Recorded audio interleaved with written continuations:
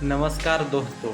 आज की इस सैड स्टोरी में हम कल्पना की दर्द कहानी बताने वाले हैं। कभी कभी अपनों के लिए अच्छा सोचना कब बुरा बन जाता है हमें पता भी नहीं चलता। कल्पना के साथ भी कुछ ऐसा ही हुआ। तो आइए अब जानते हैं कि क्या है कल्पना की दर्द भरी कहानी। कल्पना एक मध्यम वर्गीय परिवार से थी जिसने अपनी स्नातक की पढ़ाई पूरी कर ली थी और अब वो अपने घर पर ही छोटे बच्चों को ट्यूशन पढ़ाती थी। कल्पना का रंग गोरा था और वह दिखने में बिल्कुल गुड़िया की तरह थी। कल्पना के माता पिता उसकी शादी के लिए एक अच्छे लड़के की तलाश कर रहे थे। तभी कल्पना के मामा एक लड़के के बारे में बताते हैं। वो कहते हैं कि लड़का का नाम राहुल है, वह किसी कंपनी में मैनेजर के पद पर है और महीने के 70,000 कमाता है। कल्पना के माता पिता ने लड़के की फोटो देखी तो उन्हें लड़का पसंद आ गया। जब कल्पना की मां ने कल्पना को लड़के की तस्वीर दिखाई तो कल्पना ने कहा, जब आप दोनों को लड़का पसंद है तो मुझे भी पसंद है। अब लड़का और लड़की वालों के परिवार ने मिलकर शादी की तारीख तय कर दी। कल्पना के माता पिता बहुत खुश थे कि उनकी बेटी की शादी एक अच्छे घर में हो रही है। पूरे धूमधाम से कल्पना की शादी हो गई। अब कल्पना अपने बचपन के घर को छोड़कर नए घर चली गई।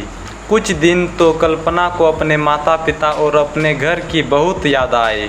कल्पना की शादी के अब महीने बीत गए थे। अब उसके पति राहुल पहले जैसा व्यवहार कल्पना के साथ करता था। कल्पना से वो चिढ़ा चिढ़ा सा रहता था। राहुल अब न पहले जैसा कल्पना को प्यार करता और न ही उसकी बातों को मानता। कल्पना को समझ नहीं आ रहा था कि वो क्या करे। वो बस रोकर अपने दर्द को कम करने की कोशिश करती। एक दिन कल्पना को पता चला कि राहुल सिगरेट पीने के बहाने छत पे जाता है और किसी लड़की से बातें करता है। जब कल्पना ने राहुल से पूछा कि आप रोज़ाना छत पे जाकर किससे बात करते हैं, तो इस पे राहुल ने जवाब दिया कि वो मेरे ऑफिस का फ्रेंड है, बस उसी से बातें करता हूँ और तुम अपने काम से मतलब रखो, ज़्यादा सीआईडी बनने की ज़रूरत नहीं है। होली का दिन था। राहुल के कुछ दोस्त उसके घर पर आए थे। सभी ने घर पर पार्टी किया।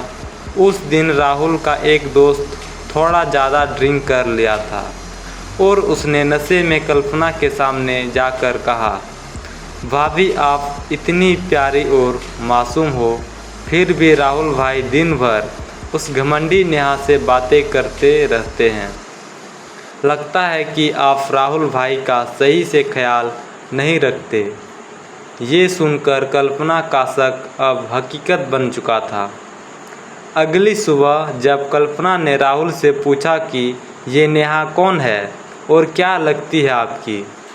राहुल, मैं तुम्हें क्यों बताऊं? कल्पना, मैं बीवी हूं आपकी। राहुल, देखो तुमसे पहले वो मेरे लाइफ में आई। कल्पना, तो फिर मुझसे शादी क्यों किया? राहुल, बस तुम अच्छी लगी इसलिए शादी कर लिया।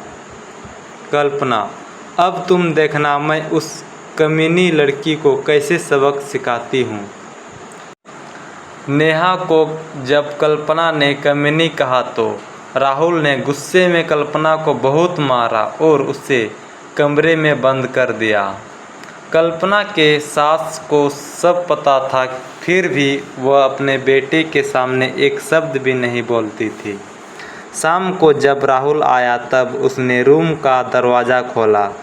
उस दिन कल्पना की तबीयत खराब हो गई, फिर भी उसी हालत में उसने खाना बनाया।